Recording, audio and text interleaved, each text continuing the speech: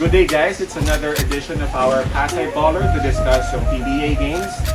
Today, October 14, 2020, we have two games. But let's start with our first game. It's Alaska Aces versus Meralco Bulls.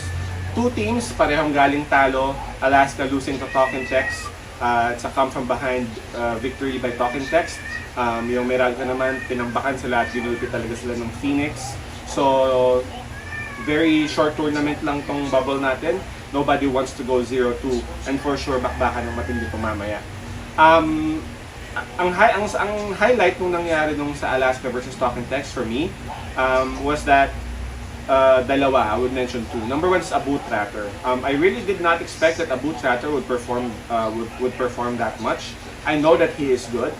Kita naman nung sa Lasal pa siya, he was even playing with Gilas and everything. But the maturity of the game, the efficiency, everything. Dami niyang rebounds, dami niyang defense, dami niyang score. He just missed free throws towards the end, but that was more than what I expected from a boot tracker. So it's a person to watch out for. Hopefully he'd be able to continue what he did nung nakaraan. And for sure Alaska has just found their new center, lalo na't wala na po si Sanitos because of retirement. Ang pangalawa is yung the way Alaska played. They were like a team who has played for like 2 years already. Considering the fact that si De Gregorio, bagong dating pa lang, yung mga rookies nila, si Ebonia, Marcelino, they were having fun. Yun yung maganda at nakakatakot makita dun sa Alaska na nakita ko nung Sunday game. Give them maybe a few games and for sure, mag-gel na yan at may babawasan na yung mga pagkakamali, especially the turnovers. And this team will be a powerhouse for sure. So those are the two things that I saw from Alaska Aces. Doon naman tayo sa kabila, sa Meralco Bulls. Wala po, well, andyan sa Almazan but did not play nung first game nila. Good thing for Meralco Bulls though, Almazan was on uniform. So it was really coach's decision kung bakit hindi siya pinaglaro. And after the interview, they were saying that they were just trying to preserve Almazan for the injuries that he had.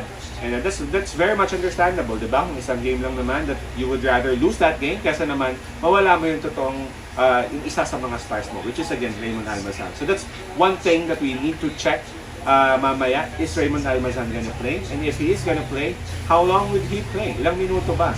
And if he would indeed play, how short or how long the game would be? How effective nga ba siya? O baka naman makadagdag lang siya doon ng baga problema kasi nga dahil sa injury medyo mabagal, baka maiwan lang siya ng mga scorers. So that's a question na makikita lang natin mamaya, of course. Number 2 is Chris Newsome. Chris Newsome is the star of this team for me. I know of course Basera Mer is one of the stars, but Chris Newsome, for me, if Chris Newsome plays well and actually leads the team well, Meralco Bulls can beat anyone. That didn't happen nung nakaraan. Obviously he scored, obviously he had assists, but that wasn't the Chris Newsome that I expected. I'm opting to, I guess I'm believing that babawi itong si Chris Newsome mamaya. I'm not just sure if, again, he would have enough help from his teammates para mga sagasaan itong Alaska nga na naghihingalo din at naghahanap ng kanilang unang panalo. My prediction, it will be Alaska because of the bigs. Yung for me, they have the advantage sa loob. Lalo na kung wala si Almazan, nako, Tratter and Manuel would have an easier time. Si Barkley Bonia andun din. I know he's a rookie but he can play. He can definitely play. So kung si Raymaro silang aasahan ng Meralco sa loob, man, Alaska would surely dominate. And again, siguro yung pangalawa is yung Alaska looks like they've been playing for a while now. Diba? Hindi sila mukhang maraming bagong players. Unlike Meralco, parang talagang nakita mo na matagal silang natenga. Kumbaga. That's just for me. So, if you want to check on my prediction for the second game, just watch out and just wait. But again, for this game, I'm gonna put my money on Alaska Aces, money line. So if you haven't liked this video, please like and then please subscribe. At the same time, kung pwede po, pakishare na rin sa mga sports addicts natin dyan. Peace out, God bless, and pass it out.